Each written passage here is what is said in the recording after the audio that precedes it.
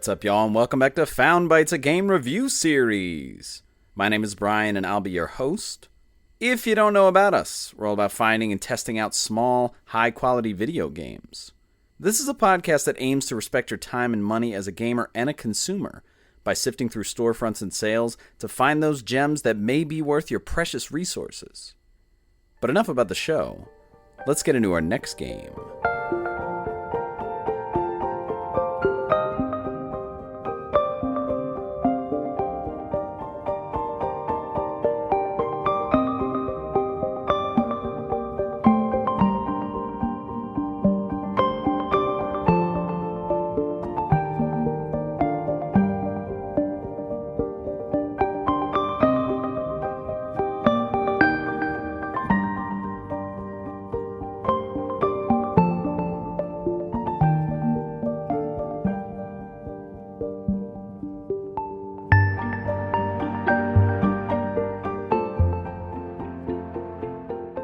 Jusant is the game for this week's episode. Jusant is a 2023 puzzle platform adventure game by Don't Nod, publisher and developer. This released originally in October of 2023, and it's on new gen only, so PS5, Xbox Series X and S, and on PC via Steam, but it's not on Switch, which is pretty surprising. So not on Switch, not on last gen. What drew me to the game initially, it seems like a very, I guess you would say, cozy game. It's quiet, it's peaceful, there's a bit of somber feeling going on. And visually, very interesting. It looks like kind of cel-shaded visuals, but actually a lot more crisp in terms of edges and curves of characters and things like that, but very colorful. So a lot of those colors that you would normally see popping, almost like construction paper. And seemed pretty unique to me gameplay-wise. It seems to take like the climbing aspect of like Breath of the Wild and really run with it because it's kind of like a climbing platforming game, but it has this linearity that is similar to like Uncharted because you're going through a linear path, but you can stop off and look around and collect a lot of things in the game. And in all honesty, it's really exactly as advertised. It has kind of this somber story that you're reading through different items and things that you pick up. It's a world that's a bit deserted. Definitely reminds me a lot of games like Journey, Chants of Sennaar, Gris or Gris, and especially with the story and what's going on and sort of the setting, kind of a bit of Wavetale, if you recall our episode on Wavetale. The game released with an MSRP of $24.99. I got it on sale half off for $12.49 on PS5, and so I've been playing it on my PS5. The game supposedly takes about between 4 and 5 hours. I think I put maybe over 6 in. Maybe it's because I was being a little more thorough, trying to get all the collectibles, which I didn't. But I definitely put over 6. So I don't know if that estimation is wrong or if maybe I just took my sweet time doing it. And the game does have a physical release going on currently through Pix and Love. I think they're a European company, and they're doing a PS5 release, a standard, and a deluxe edition. So the standard is just the box. The deluxe has an art book. It has the vinyl. I think it's like a 2 or 3 LP. Looks like a lot of stuff there. And I think the standard is currently available on their website, but the deluxe is still ongoing pre-orders. The price of them in euros, the standard is going for 40 and the deluxe is going for 150, so pretty hefty, but it looks like there's plenty of stuff there, and that vinyl actually does look pretty good. And like I said before, the game was developed and published by Don't Nod. I've definitely heard of them before, not with any of the games we've talked about on the show, but they did the Life is Strange games, most recently the Banishers, Ghost of New Eden, and a game that I actually really love despite its flaws, which is the Vampire game, Vampire or Vampire. I really like that game, really cool, really dark, despite its flaws, like I said, but really interesting assortment of games that they've put together, Don't Nod. And in terms of buzz, I don't know where I heard about this game. I may have just seen it on sale. It may have been at the front of the storefront for a little while, or maybe on Twitter or something like that. But I definitely had the vibe that it was like a feel-good game and had kind of a somber tone to it. And so I decided to give it a shot.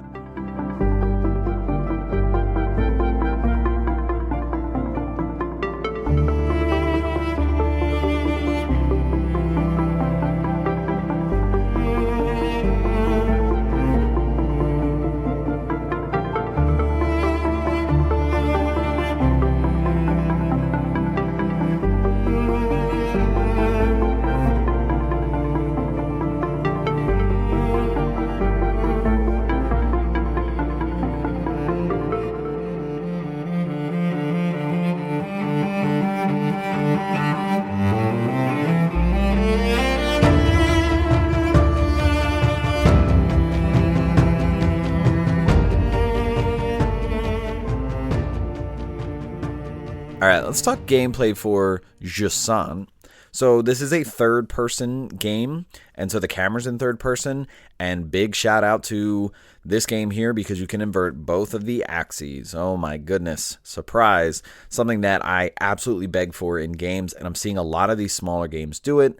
I was a little frustrated that Alan Wake 2 took so long to finally put that in, but you can invert both axes on the camera, and it is a third-person game. Well, let's talk about just some of the basic movement. So you're moving around. You can walk around whenever you're on a platform, and your character moves at one speed. The character doesn't move that fast, but there's not often a lot of like collective open space. And we talked about this game is a climbing game, so you're going to find yourself at like plateaus or small platforms. And so the speed that they run is really not a big deal. You will have a small jump that you can do. It doesn't really do much when you're on flat ground on a platform. This is mainly while you're climbing. If you're climbing up and trying to reach something that's a little further than you can grab, you'll be able to do it like a jump. Or even if you're like on the side of a wall hanging, you'll be able to jump a little further. Your left and right triggers on a console controller will be the left and right grips of the character's hands. And so it's like if you're holding it, then they'll be holding with their left hand. As soon as you let go, they'll let go.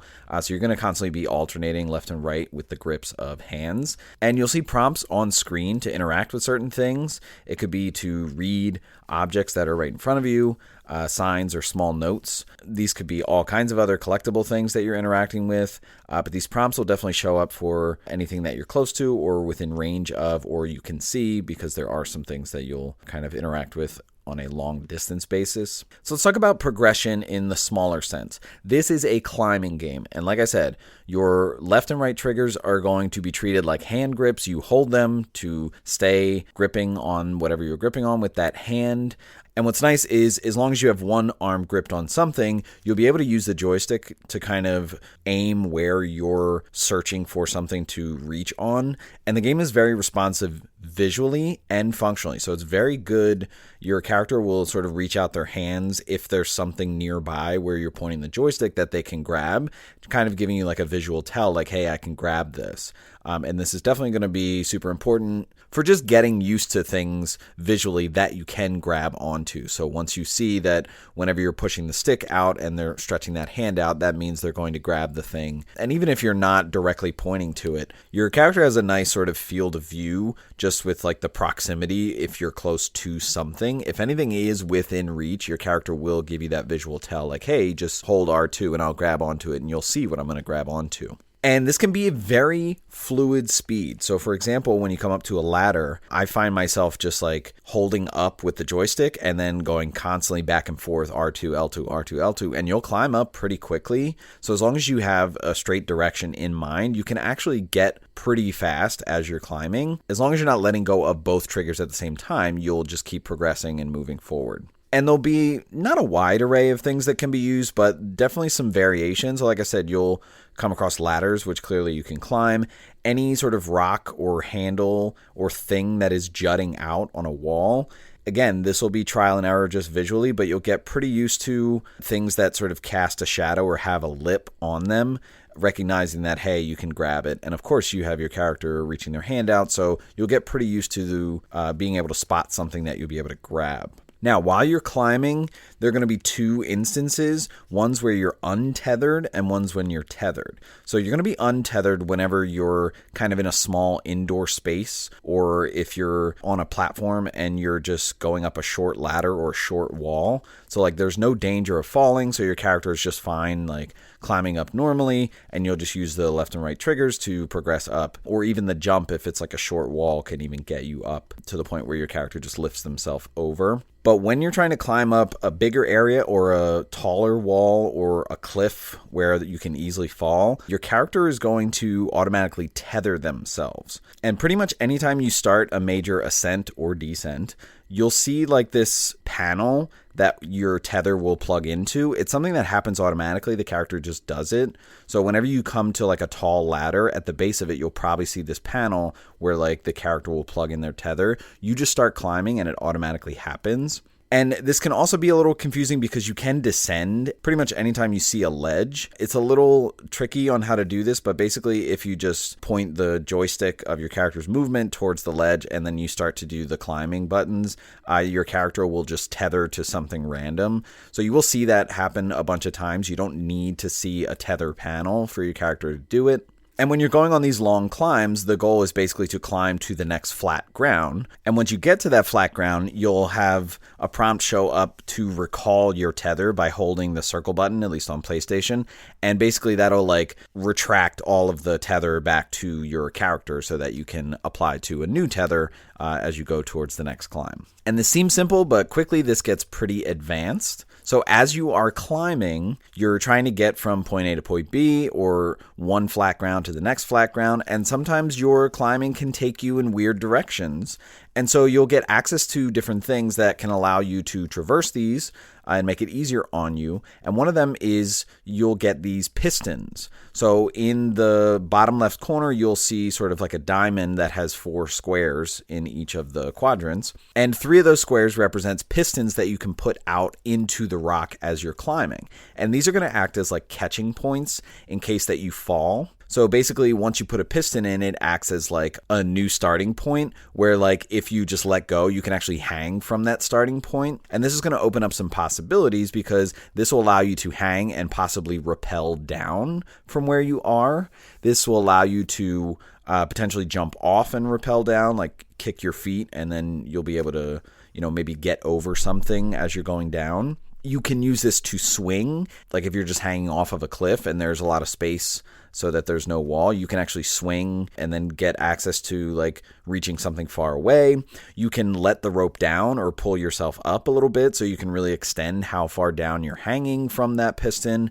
Or you can wall run on your side and get higher and higher, like almost like in a half circle. So if there's something that's very far to your right or far to your left and you're not able to jump there or reach with your hands, you can kind of put in a piston, hang down more and more, and then keep going side to side until you are high enough to catch it with your hands. And you don't need to wait for you having a piston set on the wall in order to do any of this. If you're tethered to something and you happen to be descending, you can just do it from where it's tethered. So the pistons can act as like midway points that you are manually putting in order to make things kind of easier for you or to progress something that you couldn't normally get to from where you are. Other things, you'll be able to do a jump, like I said, on the wall. You'll also be able to double jump, where like if you jump and then hit it again when you're in the air, the character will kind of push themselves even more higher.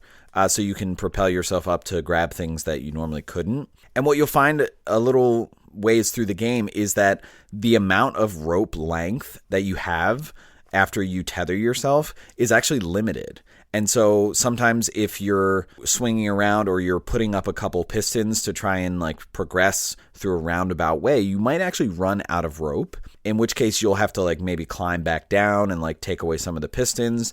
It's really interesting how the rope lays as you're moving through.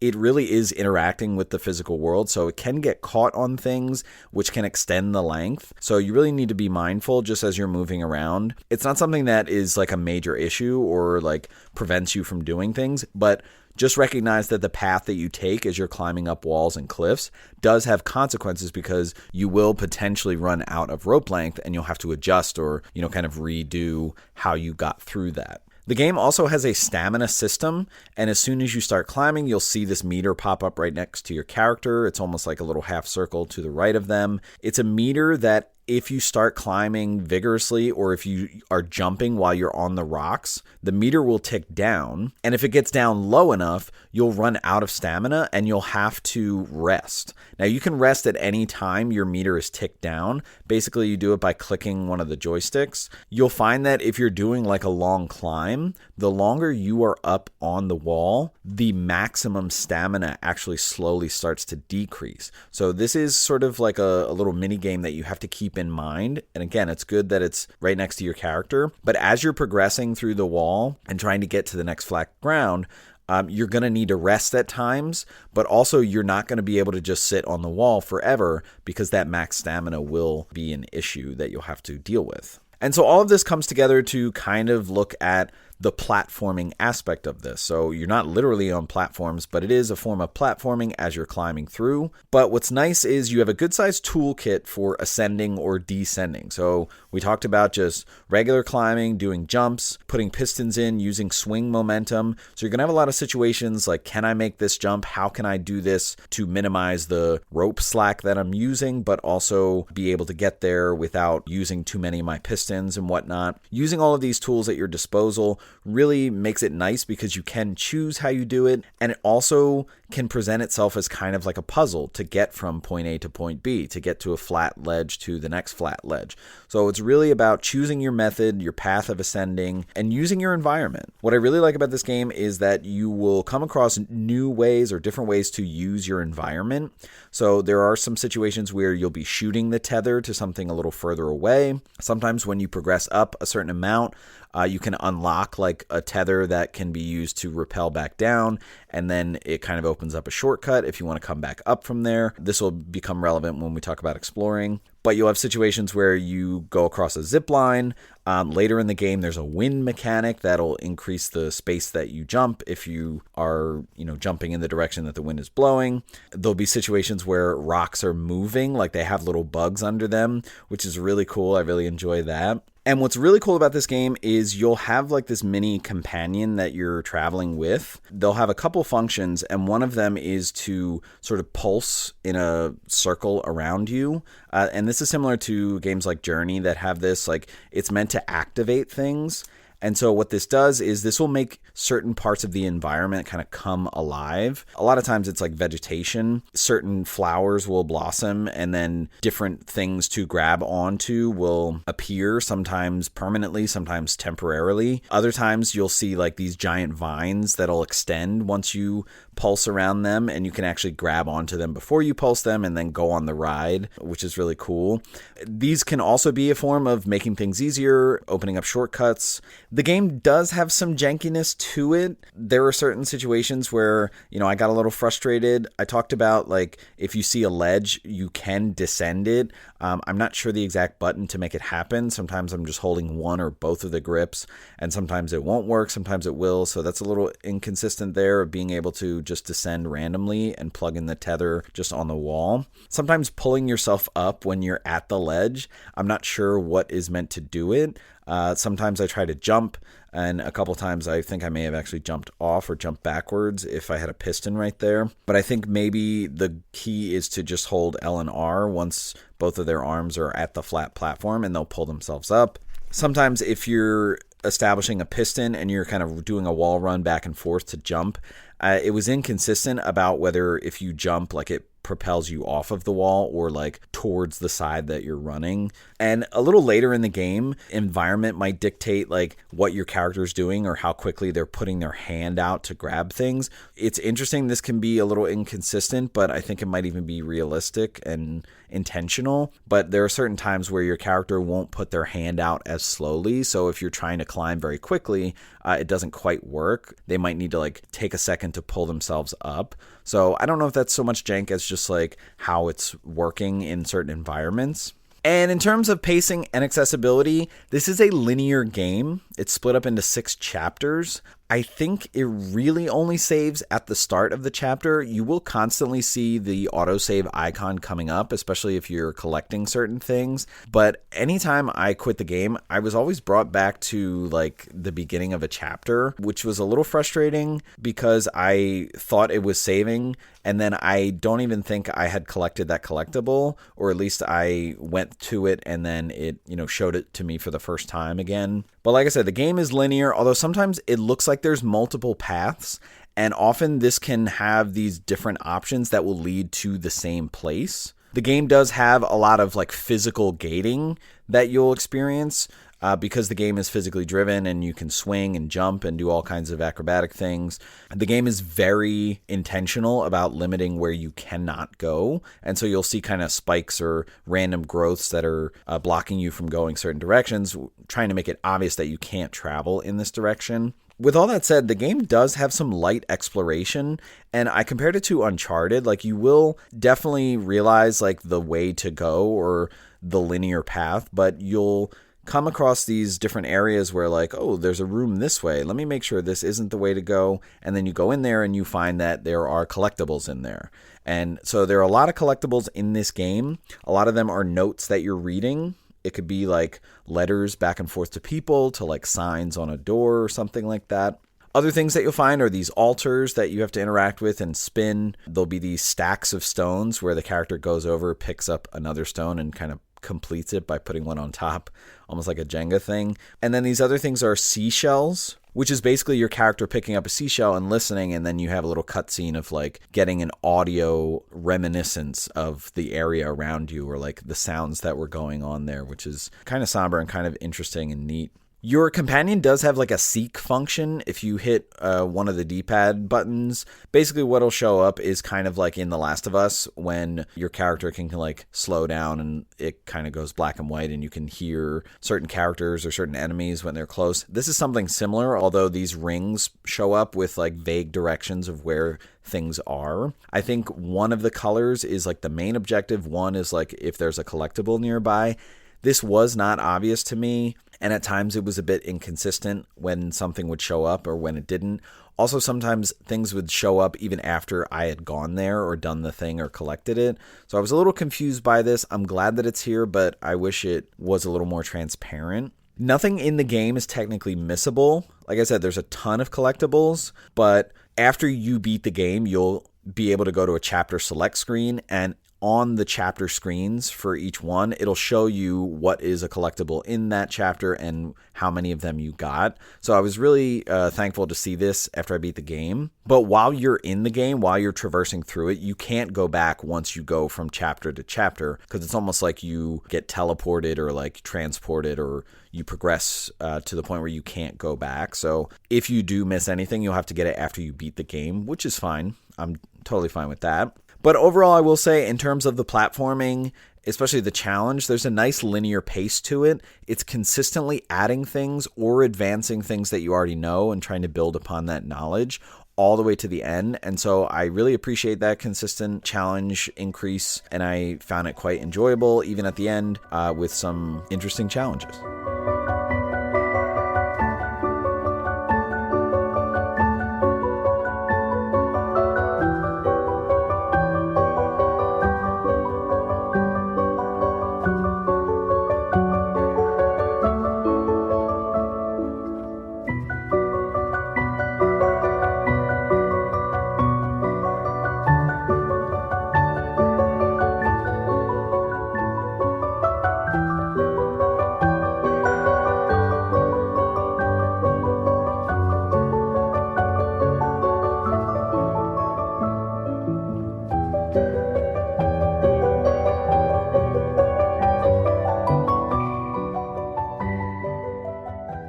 All right, let's talk about the vibe of Jusant. So let's start with the visuals. This game is super colorful, very colorful, and I don't quite know if cel shaded is the right way to describe it, but these sort of rich colors and very definitive that like this character is this color thing on their face, or their hair is this color. Very strong lines between them so that you're differentiating. And again, strong colors remind me of games like Chants of Sennaar, that just had a very strong color palette, very much so here as well, but also very smooth 3D model. So I feel like cel shaded seems to be more rigid. It's really not that way here. Very smooth here. It reminds me a lot of modern Zelda games, like your Breath of the Wild, or even back to your Skyward Sword. Your 3D models are very colorful, very toned, but have nice smooth round edges for the characters. Let's talk about the environments. So most of what you're seeing is pretty barren, like dried rock mostly, like a deep tan or even a lighter tan at times. But once you get to the platforms, you're going to see like remnants of a civilization. So there'll be doors or what looks like the outside or even inside of shops or huts or places where people camped, or tables that they were either eating on or looking at maps or sitting down or whatever. And this is really where you see a lot of the color pop of different objects that you'll come across. Some of them will be notes and things that you can interact with, but a lot of these are just, normal living things that you might come across, like vases and pots and things like that. There is an interesting light contrast being in and out of the sun. So like I said, a lot of your environments when you're in the sun are this barren kind of dried rock. And you might also see like weird scaffolding made of wood or even metal or things like that. But once you go inside in the shade, whether it's like caves or inside of someone's hut or anywhere that it's a little bit darker, it's really interesting, the color contrast, because you'll see like these strange glowing things, almost like this glowing life or things moving, even a bit like under the sea at times. And it's just such an interesting color contrast because outside it's like the bright sun is beating down on things. You'll still see like your blues and your yellows and whatnot, maybe some greens. But inside, it's like these almost neon colors of things glowing, and it's dark all around. And so you see the hue of things glowing on the wall. What's interesting is what you bring to the world, literally. So you bring the color and the life outside. So we talked about that pulse mechanic of your companion where like you're bringing the environment to life. Like you're opening up these blooms and some of them are very colorful. You're livening up these vines, and these vines are like these purple things that the flowers open up, but then you see the different things that you can grab on it. It's like these orange little specks or rocks that are on the vine, and you just interacting with the world really explodes color on the outside where it is a bit barren of color.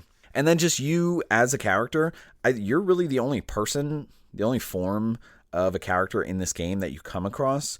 You know, your skin is fairly tan, maybe kind of matching the rock sometimes, maybe a little darker, maybe a little lighter. You have these sort of beady eyes that are just these black dots, but your character has these sunglasses that are just like white pieces of paper that's like a cardboard cutout that's white and has these little slits. So like the old style sunglasses, like you're limiting the sun that comes into you. And it's interesting in different cutscenes when your character has them on or takes them off. It's really a nice touch to the personality of the character. There are some markings or tattoos on the character that are interesting. It's really just kind of shapes or bends or whatever.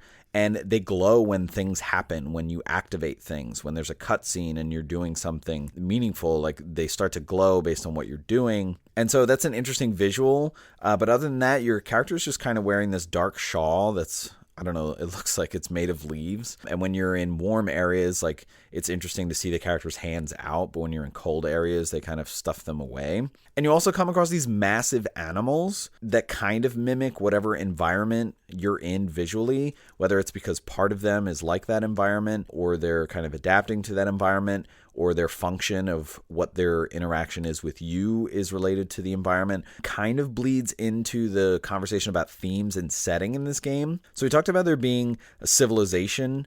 It's basically this civilization that's on or around this tower, and there are different levels of the tower. And you're really discovering a lot of this in the letters that you read, these collectibles, as you're going through the game. And you really find out a lot about some of these people. There are individual relationships, like sometimes you'll be reading letters of like personal correspondence. Other times are like bulletins or things about the greater goings on with people in general, like what they're dealing with in terms of the weather. It's interesting because I got a little bit of like people coming together of different regions or different levels of the tower or different sides of what was there. This is very interesting to me because it reminds me a lot of Wavetale and sort of that theme there of like people coming together who either never met each other or haven't spoken in a long time because of certain weather things, and there was a divide and now you're bridging the gap. So you're getting a lot of that as you're reading these letters. And also just considering the name of the game, Jusant. So it's a French word. It means like the ebb tide, or when the water flows out, when the tide is low. And this is really what's going on in the game as you realize it's sort of a chronicle of the water around this tower sort of fading away. And you're reading these timelines of the consequences of it, like what is going on.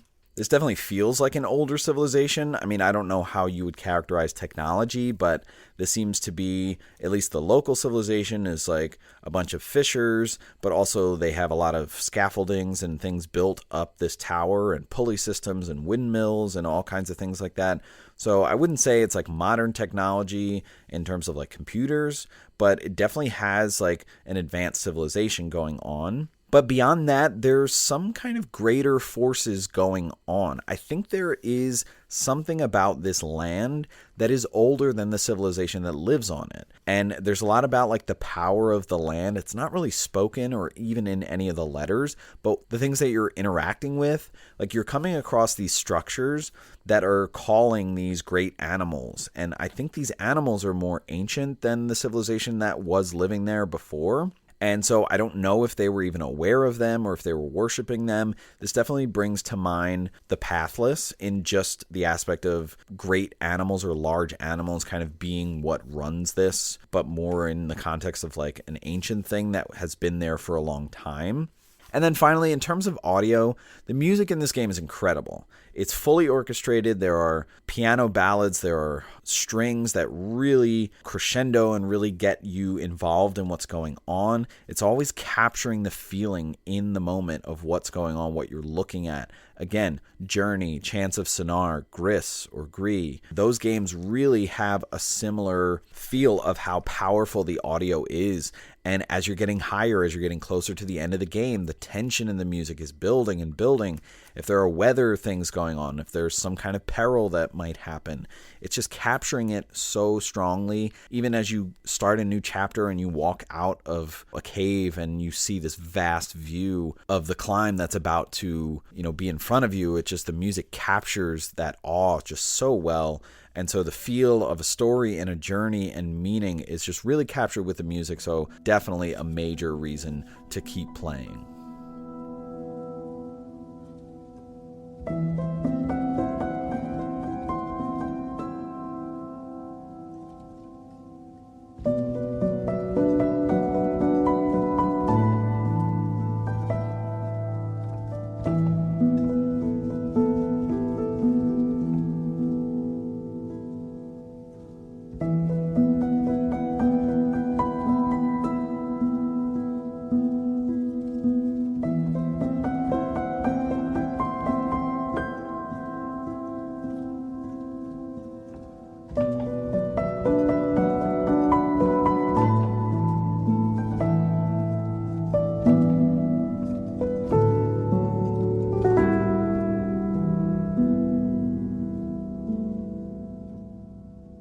All right, let's wrap up the conversation about Jusant.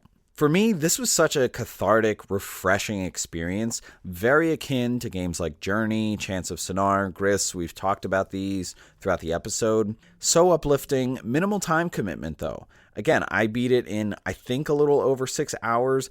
I think this game is meant to be played in 1 or 2 sittings, similar to a game like Journey. And I think that is something that I didn't realize with getting to what I thought was a save point, turning the game off. I think I played it in maybe 4 or 5 sittings, but definitely I feel like this is meant to be in 1 or 2 sittings. So maybe as you're playing through, maybe wait for the chapter to end, maybe to start a new chapter, and kind of carve out that time in your day to put in and know that there's sort of like chapters that'll hard cut off.